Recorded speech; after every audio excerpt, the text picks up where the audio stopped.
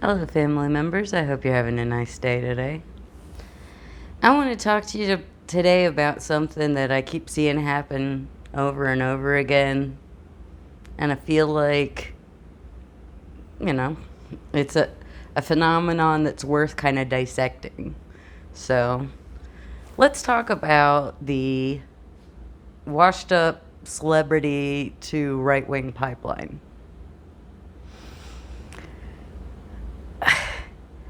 I don't know when I first noticed this tendency, but obviously during Trump's first term, we started seeing a lot more of this, when he was so unpopular and the only celebrities that he could get to be in his, like, universe were these like kind of obscure people. You'd have your Scott Bayos, your Kid Rocks, and whatnot, and the people who got on that Trump train early. That has, I have to say, it has to have been to a lot of their benefit. Their profile has been raised significantly. Now, I can't say that any of the projects that they would be involved in are all that much creatively interesting, but work's work, I suppose. It's a common thing though, and I think the real root of it is something that I just kind of think of as rich person's disease. When a person gets rich enough, they can, if they have a bad idea or they have a disagreement with the person, they can just fix it with money. There'll be someone else that they can just say, well, you get out of here, and then somebody else will come and take their place. Or if they screw up, get a DUI, they probably can figure out how to use a lawyer to make it be just like a fine or something, that's not really disruptive to their life. And they have the resources to get what they want within reason when they want it. And that warps a person's personality. It's not a natural thing. It's not a normal or natural thing for a person to not have to be thoughtful about the people around them and have no consequences, essentially, if they mistreat somebody. That's not natural for human beings. But,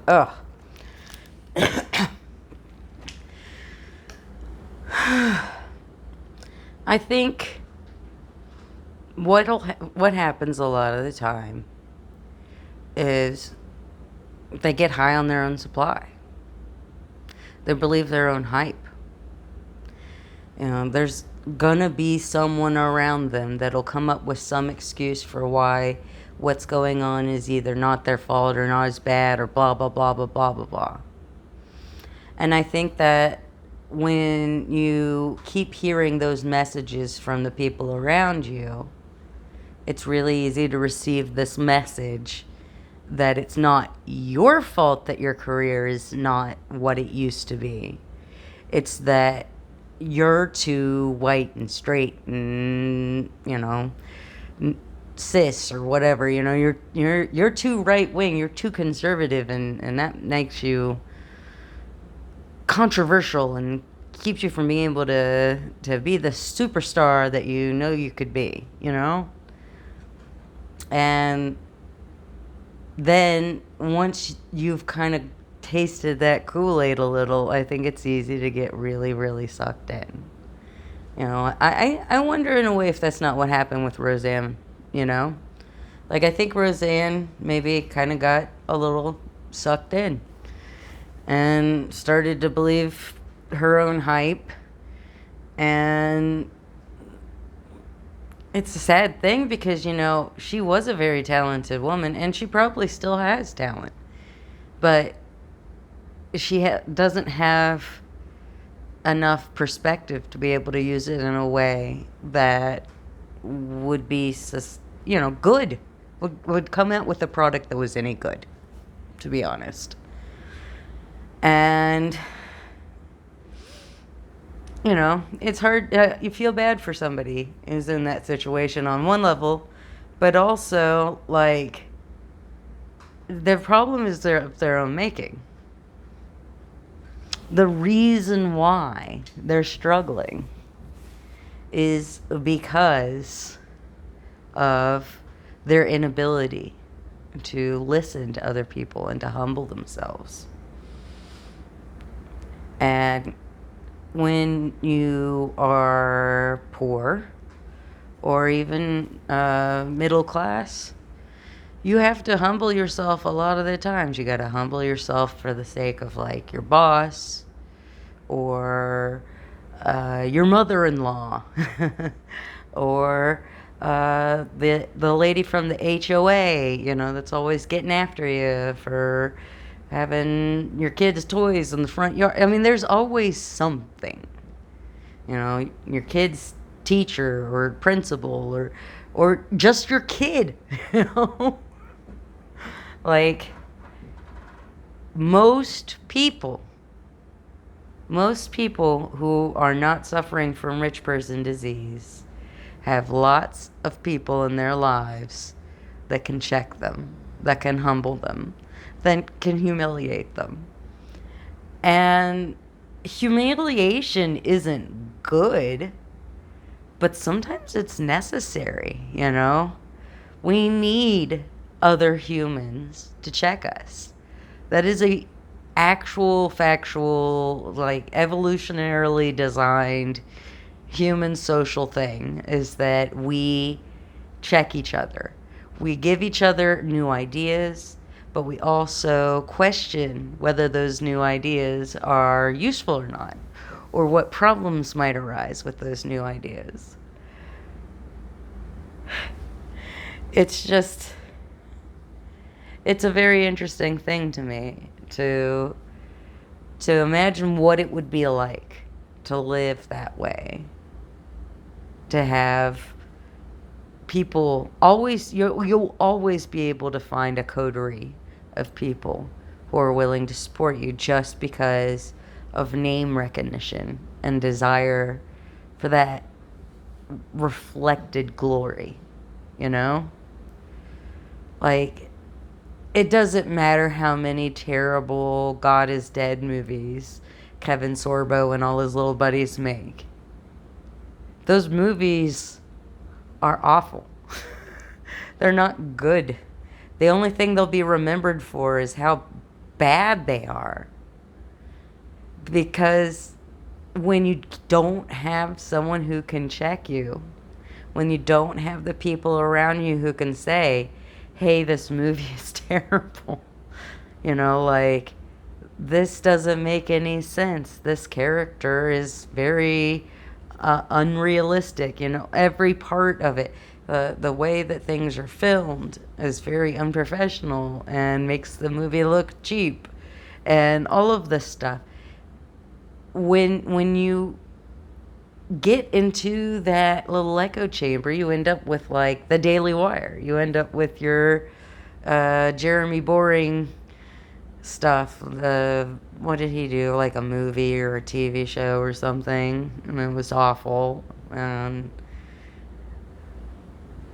Ben Shapiro and all sorts of weird, stupid stuff he's in. It's just dumb, and it's made out of spite. It's made for ideological reasons instead of to satisfy a creative itch. And it's not made with the proper amount of care and respect for the typical process. Like, one thing that I've realized in the last few years, watching a lot of YouTube videos by guys and girls who went to film school, is that there is a hell of a lot about filming a movie I have no idea about. None whatsoever. And I'm like, oh, that's what cinematography means. Like, now, after listening to them and hearing their way of seeing things, I watch movies and TV shows differently. I pay attention to things like the editing and the audio and the lighting and stuff the way I never used to, because I didn't really understand how important all that stuff was. And that was a point that I forget who made it. I think it was on Some More News. They were talking about one of those like Daily Wire things. And the guy was like, they just don't know about this like very basic, fundamental, filming stuff. And it's the kind of thing that you don't notice unless you know to look for it. But when it doesn't happen, you just know it doesn't feel right. It makes it feel cheap. It makes it feel off.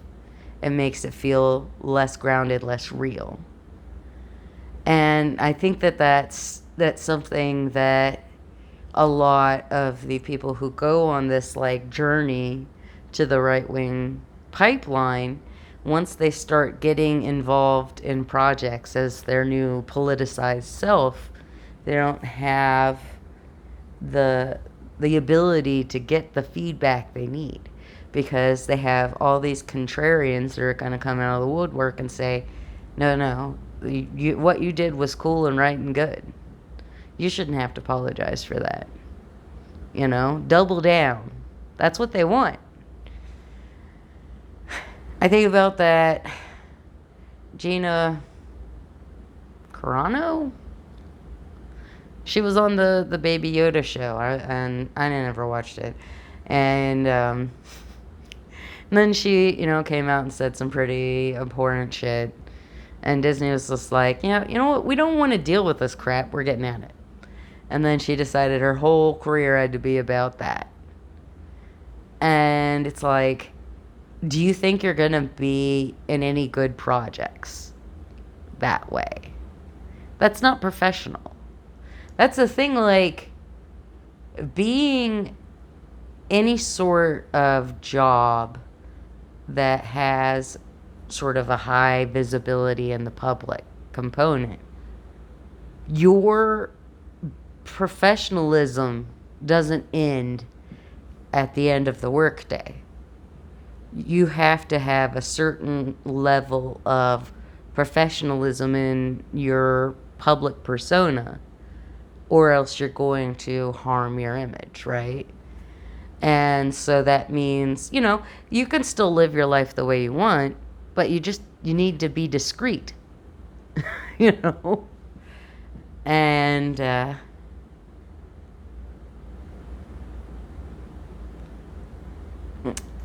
that's when you give up that discretion and you decide to take on some sort of persona that is associated with the political movement, that's a very precarious position to put yourself in, because you can't necessarily change that association without looking like a complete jerk, I mean, look at Donald Trump. Donald Trump was a Democratic supporter until it was more politically convenient for him to court Republicans. And while his base doesn't hold that against him, a lot of people have used that as a line of attack against him, certainly. Maybe it wasn't enough to make a difference in his case, but he's a little bit of a strange anomaly that is I would say a confluence of poor decision making made along the lines of decades that just kind of came to a head in one very insecure man. He's the bluff guy. He's bluffing, He probably doesn't even realize how insecure he is, But he's kind of part of that failed celebrity to right wing pipeline too, in a way. You know, how did he keep his relevance as The Apprentice was winding down? He went on like Fox News and CNN to complain about Obama, you know, and that's how he made his name in politics. I mean, look at Ronald Reagan and Arnold Schwarzenegger, and it's a very strange thing you see, like, way more often than you would expect. This, you know, like, macho man celebrity guy, like Hulk Hogan, losing their relevance and then finding their way into right-wing politics. You know, I mean, it's just a pattern. It happens, and you know, and it's not just men. I mean, you see this with like Stacey Dash, Christy Swanson.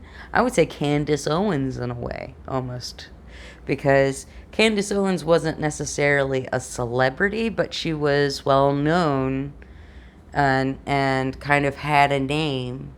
And then once she had that name, it's the first time that something happened that was a conflict and the person on the other side was like obviously left leaning. She just like fell into the arms of the right wing and just went right, right, right, right, right. You know, it's like a negative feedback loop, or maybe a positive feedback loop, depending on your perspective, I suppose.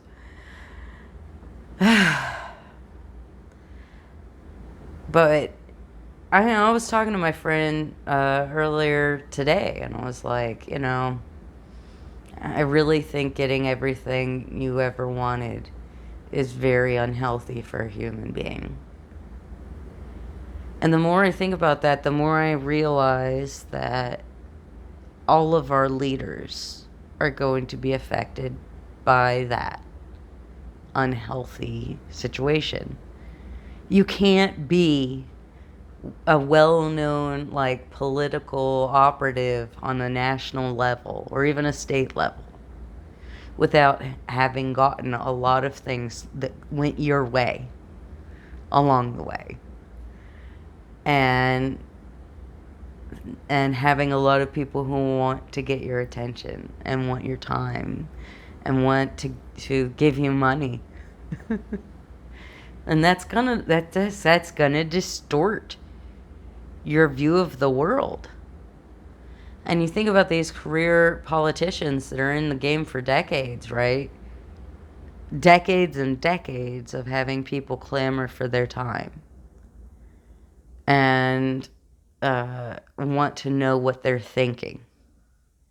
And, you know, paparazzi and press and journalists and constituents and donors, CPAC, no, not CPAC, just PACs, political action committees, there we go. You know, all of those things.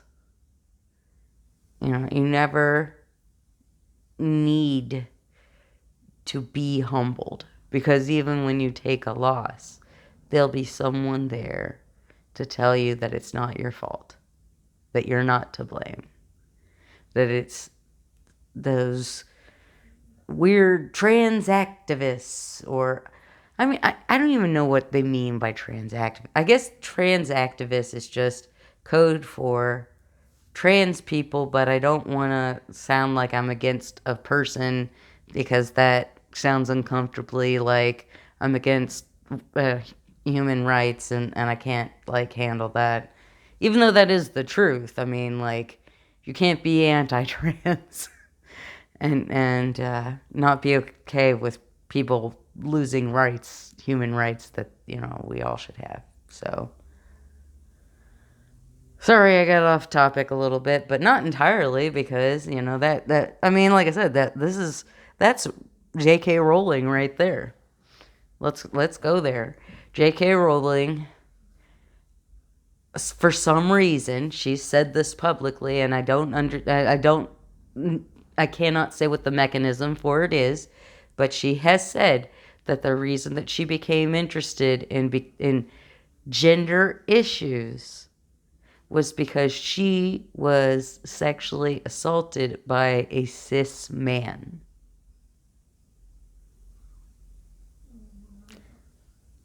Trans people have nothing to do with the inciting incident that caused her interest. But once she became attached to the cause, she started having people on one side who were telling her how great and smart and wonderful she was, and people on another side that were like utterly dismayed and couldn't believe it and were shocked and hurt. And who are you going to want to listen to? The people that are telling you that you're right and they're grateful for you to be strong and stand up for women's rights and blah, blah, blah. The people are going to hype you up and make you feel awesome. Or the people are going to check you, are going to humble you, are going to ask you to educate yourself. The biggest problem where a person goes from someone with notoriety to someone with rich person disease is when they decide that they can know things without having to check. That's not good. You know, the other day, I was thinking about making a video about whether America is still a democracy or not. And I was looking up, there's a study, I want to say from like maybe like the 2010s, I don't remember the exact date, that it was the Gilliland's and I can't remember. Oh gosh. But anyway, it was a study that said that what public opinion was on an issue and what Congress did not match, but what Congress did and what public opinion was among rich people was the same. Basically, that democracy wasn't working, that our representatives weren't actually responding to what their constituents wanted, just donors. And so I go and I look up this study, and when I'm searching for it, I see something come up that it's like, this is a rebuttal to that. And I'm like, well, that's interesting. I want to read that. And so then it's pretty cogent criticism, that says that there's some like methodological problems with the study. Another problem I noticed is I've never seen another study that was done like that. So I it wasn't like there was like some follow-up to either bolster or refute that one. And then I found that there was, from the original authors of the study, there was a rebuttal to the rebuttal. And I was like, oh, okay. And I go to read it, and it's freaking paywalled. And so I'm like stuck. Maybe they have a good response. Maybe they don't. But how could I make that video?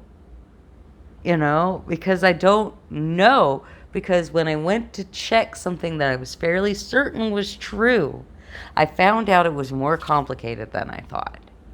And that is not the first time that's happened to me when I've been making a video like this. That's why it's important for a person to question themselves.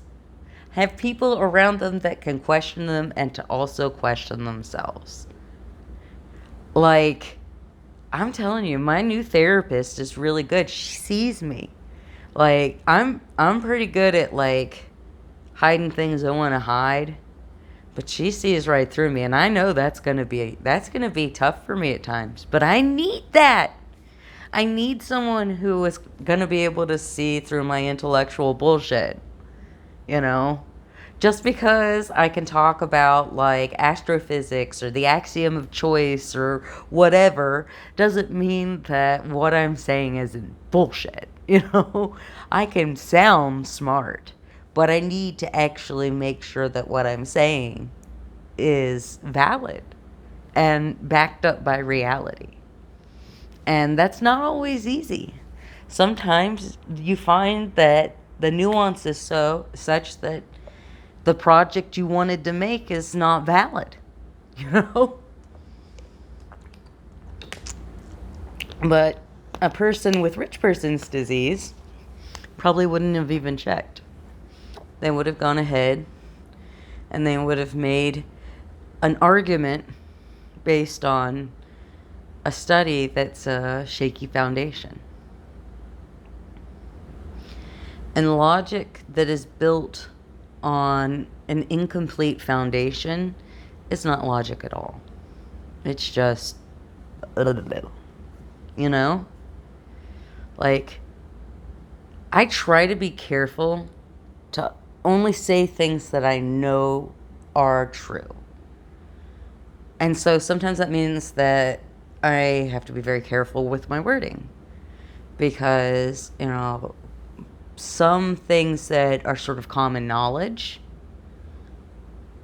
may not be universally true, may not be fully accurate, may be missing nuance. And so I have that desire to get things right. I hold myself to that. But it's not enough. I can't do it by myself. I need other people. And I'm constantly humbled by my chronic illness and by my inability to work and lack of financial stability and, you know, isolation. You know, I'm here by myself most of the time. That all of that keeps me in check. That keeps my ego in check. It helps me not fall into the trap of believing my own hype. And there are a lot of people who are very talented and have raw intellect and have power and connections and money, and that allows them to ignore all the things that could humble them. I always find it interesting when you see a celebrity who has some sort of like chronic illness, like Michael J. Fox or Selma Blair or Christina Applegate. I think it's so important for people like that to go out and be in the world, because they know what it is to be humbled. Their body is humbling them, and there's nothing that you can do about that. There's no amount of money or power or influence or talent or fame, any of it, that can do anything when your body decides that you are going to have to humble yourself.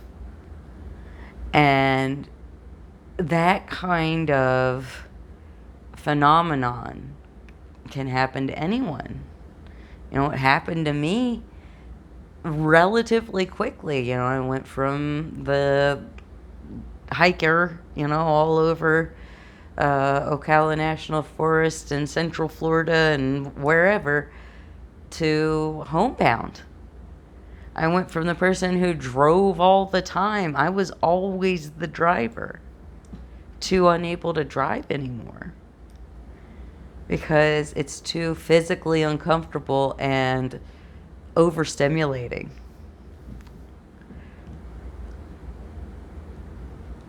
And that's not wonderful, but it is interesting to see who can handle that, who has the strength to be humbled by their own body and still come out and be someone and make art and walk on red carpets and give interviews and raise awareness and have a life and an impact without having that rich person's disease fully. I don't know. Adversity isn't good. I don't want to do that. I don't want to glorify like poverty or something. Like being poor doesn't make you a better person. That's not what I'm saying.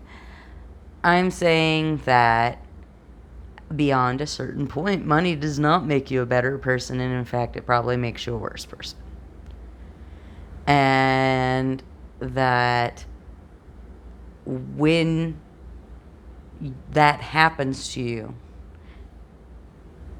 it's really easy to go into that right-wing side of things, because that really does allow you to turn it into an us and them. And you're one of them, the good people, and everyone else is inferior to you. And that's why you don't need to think about them. Giving yourself an excuse why you don't need to humble yourself. Well, family members, I think that's enough for today. I'm going to show you my pretty new worry stone. Isn't it pretty? It's blue onyx. I'm obsessed. I always have to show you something, don't I? I'm like, look at my pretty little rock that I found. Of course, I didn't just like find it on the ground, of course. Anyway, all right. You want to see these kids, these animal things? Oh, Kimmy might want to say hey. Let's see if Kimmy wants to say hey. You want to say hey, Kimmy? You want to say hey? You just gonna lay there with your feta cheese? Maybe I didn't need to show you all the feta cheese container that I gave her. It was empty, and so I gave it to her so she could chew on it.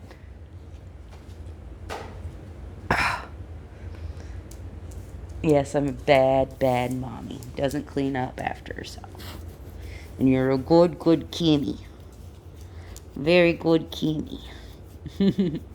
All right, family members. We'll see you later. Bye.